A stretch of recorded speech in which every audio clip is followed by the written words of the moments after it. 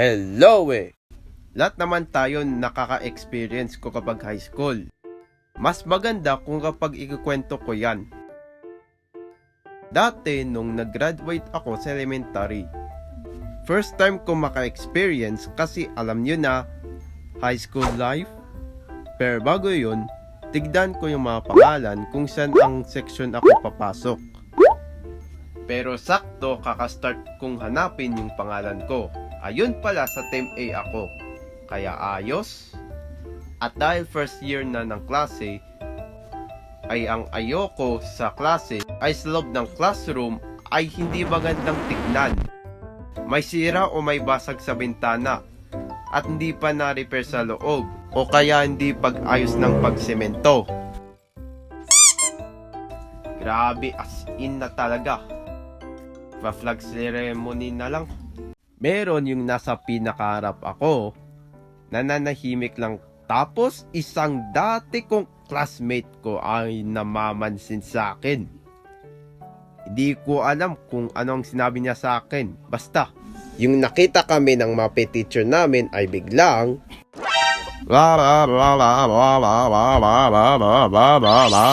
Hoy! Ano ang chinichismis nyo, ha? Ikaw kasi, ba't mo siya pinatulan, ha? Pero pati naman siya, anong pati naman siya, ha? Huwag kang pasimuno, ha? Naintindihan mo? Sorry na! Kaya kayo, huwag maging papansin, okay? Or else, ha ha ha. Naalala ko yung mga kaklase ko na palaging nakatsinelas sila na parang ewan. Pero, ito, importante na mag-uniform. Kasi kapag nakita ng guard nang hindi ka naka-uniform, ay hindi ka niya papasukin. At wag din magsuot ng tsinelas, ha? Okay? May naalala ko dati yung nag-drawing kami sa art subject. May nagpapawaw at nagpapansin o kaya naman tumitingin sila sa akin. Kasi yung drawing ko ay mas maganda kaysa sa kanila. Pero kung di nyo ko itatanong, mahilig talaga ako mag-drawing nung bata ako. Hanggat na yon, meron pa rin yung naalala ko na lahat ng mga lalaki sa school ay natutuwa na mababa yung nakukuha nilang grade. Pero, alam niyo bang nangyari kung kapag card giving na, akala nila okay lang. Yun pala, aray! Kaya kayo, makinig at mag-review, okay? Naranasan nyo ba yun? Yung may papansin sa'yo. Ako, naranasan ko yan. Nakakainis eh. Wala nang iba, kundi siya. Tawagin natin siyang Mapili. Isa siyang kaklaseng saklit at malit pa siya. Kasi ako ang mas matangkad kaysa sa kanya. Ayokong sabihin na pandak siya.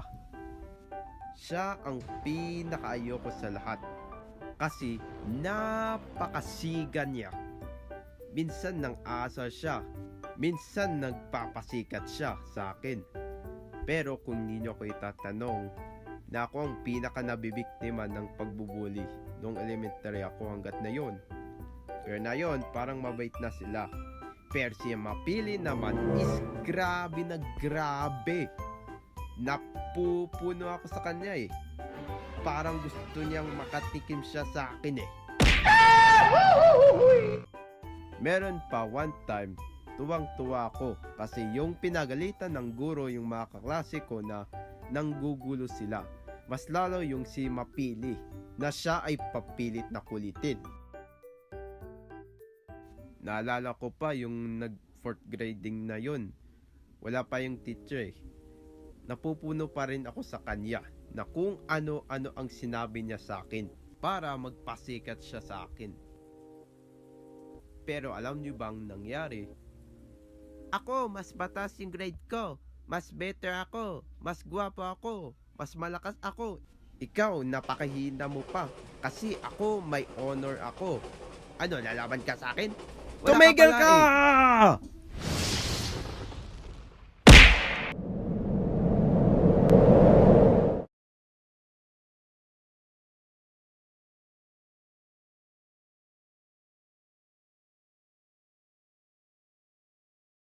Kaya ayun,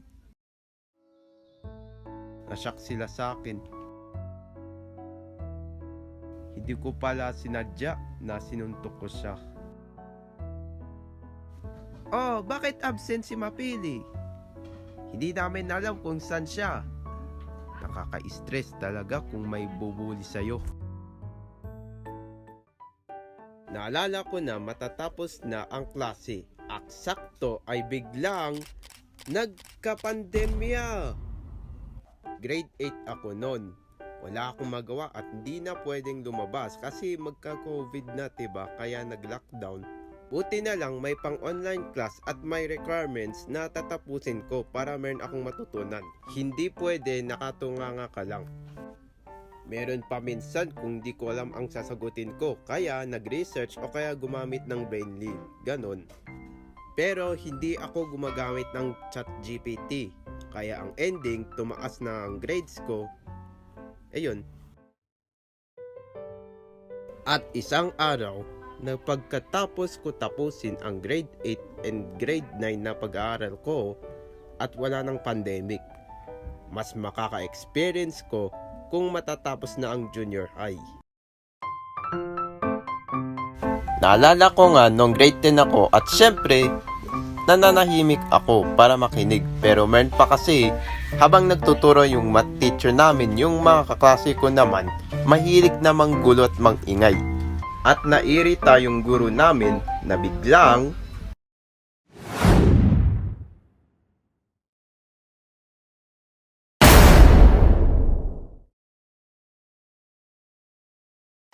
hindi ba kayo titigil? Kaya wag kayong magulo, dapat makinig.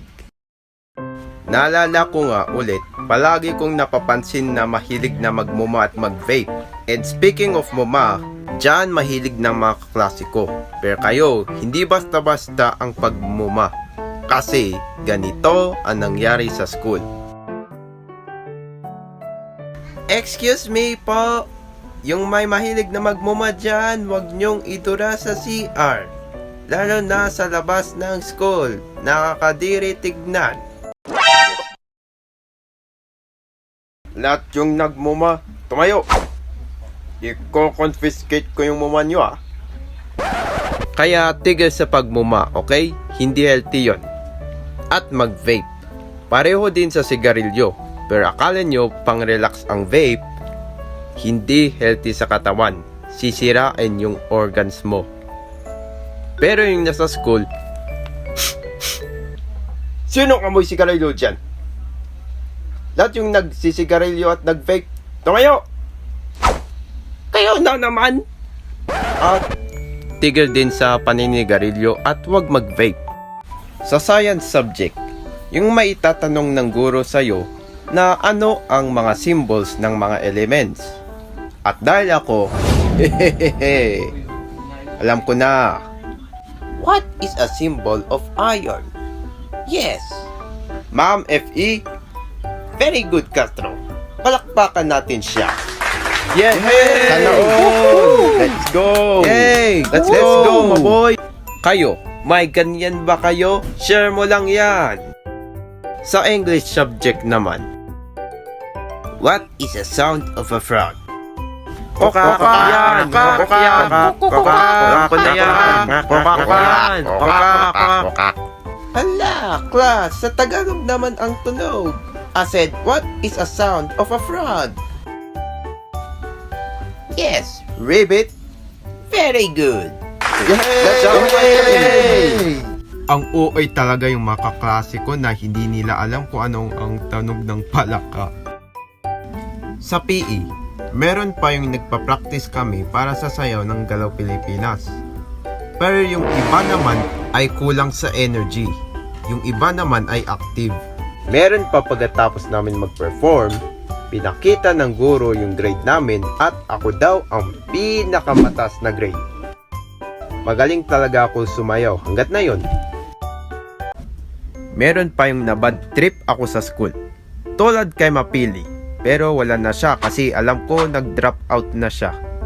Yung dati kong kaklase ay talagang mahilig mangloko sa akin kasi nilagay niya yung basura sa bag ko.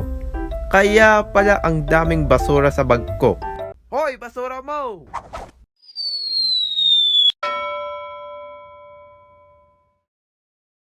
Kaya kayo, huwag maging tamad na magtapon ng basura, okay? Pati sa mga guro din. Kasi one time stricto yung teacher namin, lalo na kung kapag AP subject. Meron kasi yung mga kaklase ko ay talaga ang gugulo nila. Kaya alam nyo ba ang nangyari? Parang hindi ako magtuturo ah. Alis na nga lang ako. Hala, yan kasi. Kayo nga'y talaga. Anong ako nga? Kaya kami pa nga. Dama-damay nyo pa kami. Pakiusap, wag niyong pahirapan ang iyong guro, okay? At ito na ang pagkakataon ko pagkatapos ng 4th quarter. Oo nga, ang OA ko noon kasi ang swerte ko kasi buti na lang meron yung pangalan ko na nakatanggap ako ng Conduct Awardee. Sa mga hindi nakakaalam, kung kailangan mong makatanggap ng award, ay kailangan tapusin mo yung mga requirements na pinapagawa ng mga guro mo. At dyan yung happy ending ko, kaya ayos. Pero may sad ending pa. Pero kung napanood nyo yung First Crush Part 1 at 2, ito ang nangyari.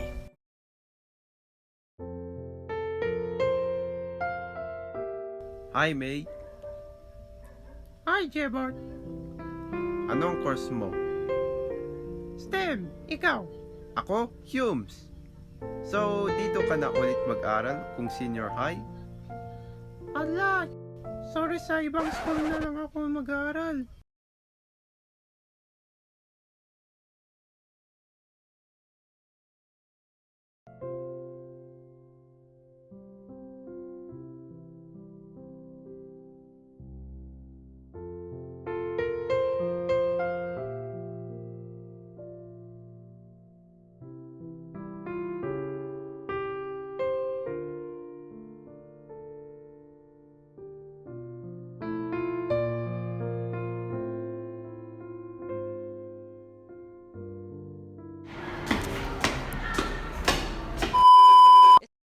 Humes at Tor lang yung meron sa school namin kaya wala na ang STEM at GAS. So ayun, dahil STEM ang gusto niya, sa iba na lang siya mag-aaral. Pero hindi pa tapos ang kwento ko. Kaso, na-miss ko lahat ng mga memories ko.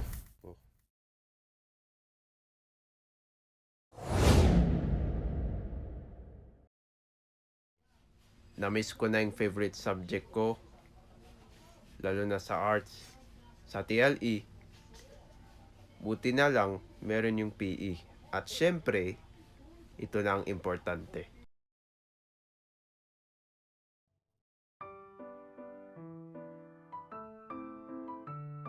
Oops!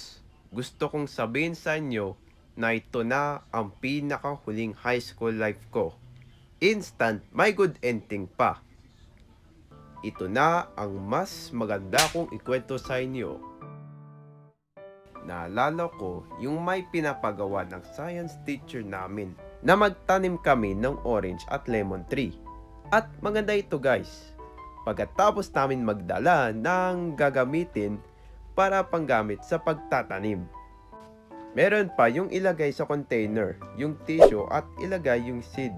Ilagay mo ulit ang tissue. Tapos lagyan ng konting tubig para hindi mamatay. After 4 to 5 weeks, i-transfer yung seed sa pot na may black soil. Meron pa yung ilalagay yung pangalan mo kung asan yung sayo. Tapos naglalagay ng sign na bawal magnakaw ng seed. Yung iba ay namatay dahil hindi nila inalagaan ng mabuti. At may points kung nabuhay yung tanim mo. O tiba, hindi lang yon. May ibang project pa sa ibang subject tulad ng mga iba't ibang DIY na kailangang gawin. Kayo, alam ko may ganun kayo, share nyo lang yan. At dahil senior high school life na, may mga iba't ibang kaklase na napapansin ko na may iba't ibang ugali sila. Minsan may dalang gitara at speaker. Una, tawagin natin siyang the cheater. napapansin ko siya, lalo na kung may quiz o exam. Bago yon, minsan dinadala niya yung motor niya. Haha. O, diba? Panis! May ganun pala. At dahil tinawag ko siyang na cheater, kasi napapansin ko na may mataas na kakakuha niyang score sa quiz. Pero akala niyo matalino siya? Hindi. Kung di ako nagkakamali, ito ang narinig ko. Friend, alam mo yung lalaking yun na may mataas ang grado niya? Ah, bakit ba? Alam ko na kung bakit perfect yung score niya sa quiz. Kasi napansin ko na gumagamit siya ng cellphone niya. Buti na lang hindi siya sinisita ng mga guro natin. Ah, ganun ba? Isumbong natin siya. Kaso baka magalit siya sa atin. Kaya nga eh. Bawat kasi ang cellphone at notebook kung quiz, lalo na sa exam. Grabe nga talaga yung kabataan na yun. Next naman ay mga ewan. Naranasan ko kasi na may puro addict hanggat na yun. Lalo na ito. Kasama niya yung dati kong kaklase o diba? Tawagin natin siyang Douglas. Dalas siyang baksak at absent sa school. Heist! Ito kayong mga lalaki tigitigalan nyo ang pag-inom at paninigarilyo Kasi one time nung hapon kasi na bakit siya late. Pero nung dumating na siya, ay nagulat kami ay nakainom pala siya. Lasing pa more. At alam nyo bang ending? Ayokong sabihin. Kaya tigitigalan nyo po, okay? Hindi bang ganda yon? Ito pa ang nakakatawa na paano siya magbasa sa harap.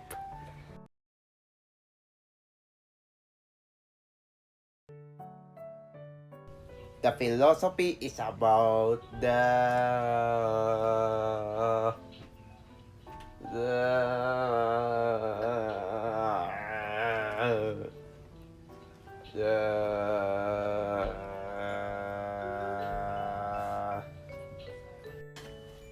is our topic for today. Uy, grabe naman yun. Anong klaseng gano'n to? Di pala alam niya magbasa. Ang OA? Grabe naman yan. Kaya nga ang daming ginawa niyang kalokohan. At syempre, ito ang pinakagusto ko sa lahat. Ang dami kong naranasan Next ay the friends. At dahil meron akong disability, minsan tinutulungan nila ako, nagsabay, nag-enjoy, nilibre pa nila ako. Hindi, joke lang, asa kayo. Ito pa yung nakakatuwa kasi yung nagparegalo sa akin ng tita at tito ko ng bagong iPhone ko. At ito siya. Yung wala pa yung teacher tapos nagtatambay sila sa labas. Yung lalabas sana ako para iihi na biglang tumawag sa akin para mag-selfie. Kasi nga iPhone diba? Kaya kayo mahiya naman kayo. At alam niyo ba ang nangyari?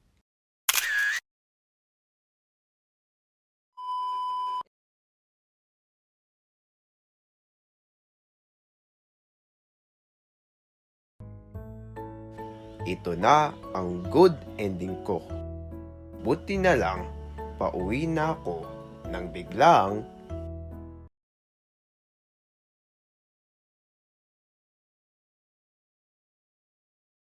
Hi, Jebart! Oh, hi May! Akala nyo may bad ending na yon o kaya sad ending? Haha, hindi. Meron pa. Nagkita pa kami ng pinsan kong si May. Tapos nag-aantay pa siya ng masasakyan niyang papuntang school. Kasama pa yung kaklase niya. O diba? Kaya ang ending, akala ko hindi na kami magkita. Pero wala lang, masaya pa ako nun. Nag-practice pa kami para sa graduation song na nararanasan ko at iba pa sa school. At kung magka-college na kami, nakakamiss kung meron kang kaibigan. Nakakamiss din yung favorite subject ko, lalo na yung MAPE. At nakakalungkot talaga, kaya wala kaming choice para rito. Hi friend, salamat sa pagiging kaibigan. Namimiss din kita. Namiss din kita, Rina. Kat, namiss din na kita. Alam ko bakit masaya talaga na nararanasan sa high school kasi para sa akin, ito na ang part ng memories ko. Lalo na kung meron tayong natutunan.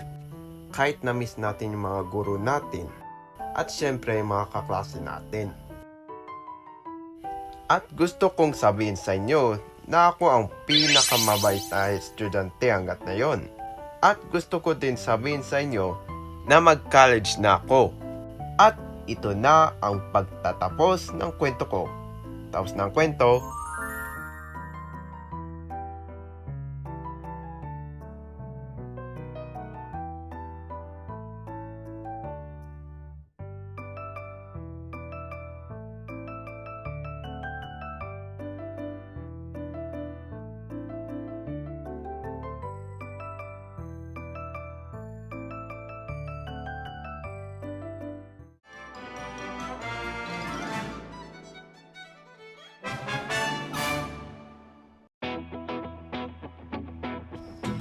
Hello everyone, I'm back. Sorry po sa natagalan po na hindi po ako nagpo-post kasi grabe yung tamad ko eh. At salamat po sa nagsuporta po sa YouTube channel ko, kaya mag-subscribe, mag-comments at mag-share. Meron po akong iniisip kung anong ikukwento ko next, okay? Kaya stay tuned. Then salamat kung umabot kayo dito. At see you sa next kwento ko. Bye-bye! Hehe, grabe yung boses ko.